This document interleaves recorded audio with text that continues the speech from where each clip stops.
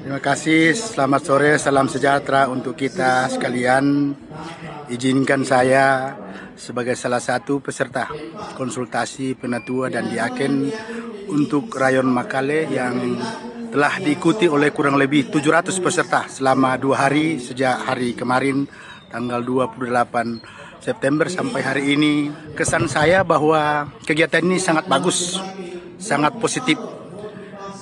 Kenapa saya mengatakan sangat positif? Bahwa dalam forum diskusi ini yang dilakukan dalam rapat kelompok, diskusi kelompok, dan dilakukan setelah itu dibuat rapat pleno, menurut saya bahwa pergumulan-pergumulan pada masing-masing jemaat disampaikan dalam forum ini untuk dicarikan solusi seperti apa menyelesaikan pergumulan pada masing-masing jemaat untuk menjadi solusi bersama, sehingga ada pengalaman positif pada jemaat yang lain kita diskusikan untuk bisa kita bawa pulang di jemaat kita. Ada masalah di jemaat kita, bersama-sama dengan jemaat lain menyelesaikan sehingga menjadi solusi yang harus kita bawa pulang di jemaat kita.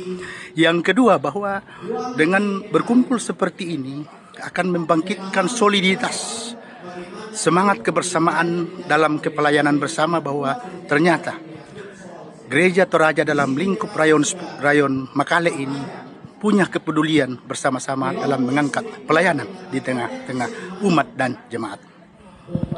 Oke Pak, terima kasih.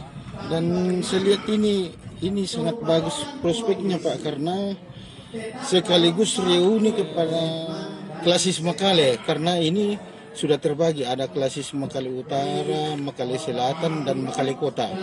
Jadi kesempatan sekarang reuni di sini ya, di konsultasi penatua dan diaken. Kira-kira kedepannya bagaimana Pak? Ya, saya pribadi menjadi peserta hari ini, saya berharap bahwa sistem rayon ini dikelompokkan beberapa klasis masih sangat efektif.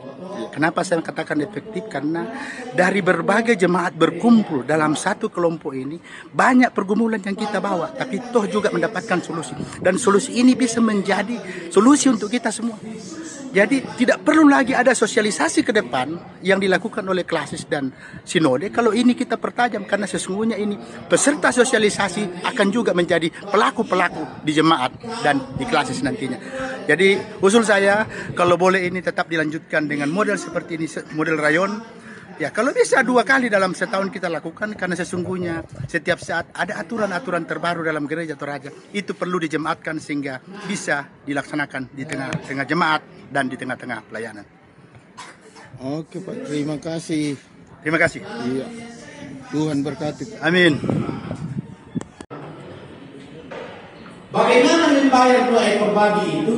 1 tahun di 2023, 1 babi di 2024. Pertanyaan, kayo ba susi? O kita kalau kita tahu, ya kami rasa semua bisa siya may di bulle 2. O nataw rin tadi si Krito. Bisa siya di bulle.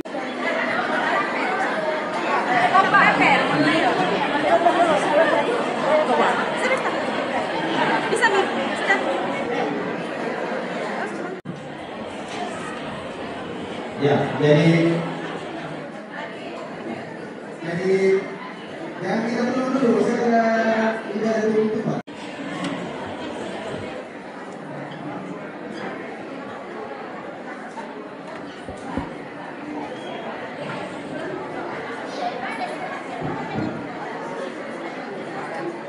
Karena pada ia juga jemaah toh si 250 sebulan. Tapi keputangan untuk si buang dan bapak. Ya. Kemudian aksi-aksi panggung. Bagaimana kita menghargai hamba-hamba Tuhan, guru-guru yang sudah pensiun, pegawai-pegawai yang sudah pensiun, pendeta-pendeta yang sudah pensiun, sebagai pekerja pegawai di Gereja Toraja. Kita berharap supaya tetap itu dilaksanakan di jemaat. Bagaimana bidang, bagaimana bidang. Nah, itu penegasan dan yang terakhir dalam hal penalisan rumah komponen, kita tetap berpedoman pada hukum itu. Bahwa sampai saat ini Sampai saat ini dan ini juga dan dua pemikiran kalau demo bisa dipasang di Bandung. Yang tidak foto sama dengan perjamuan. Dulu dikatakan tidak boleh perjamuan anak. Nah, Gereja Toraja melalui sidang Sinode Am ke-25 sudah mengakui akan dilaksanakan perjamuan kudus bagi anak. Soal teknisnya nanti ini disampaikan dalam rapat kerja ketiga, disosialisasikan dan akan dilaksanakan ke depan. Udah apa dulu laksanakan di saat benar diputuskan bagaimana teknik pelaksanaannya.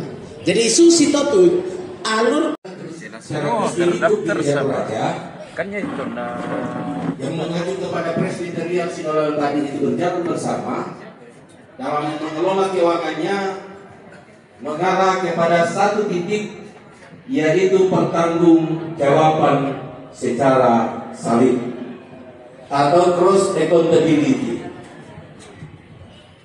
Kenapa pertanggungjawaban salib? Pertama itu pertanggungjawaban secara pelayanan di lingkup gereja Toraja, wajib hukumnya untuk kemuliaan Tuhan.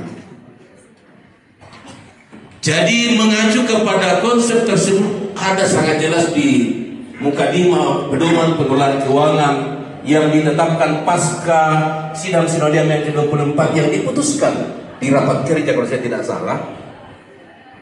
Itu sangat jelas. Jadi mengacu kepada hal tersebut, presbyterian sinodal setelah sidang sinodium wajib di wilayah melakukan sidang untuk menerjemahkan apa yang telah diputuskan di sidang sinodium.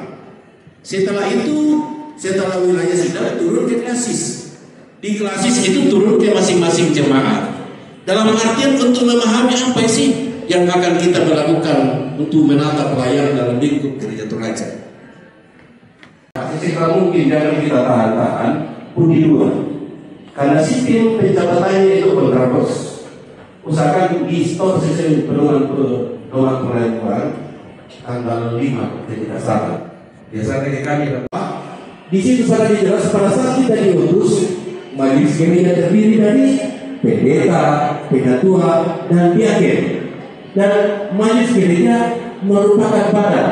Karena tadi majelis gereja itu sudah badan, jadi tidak ada badan di atas.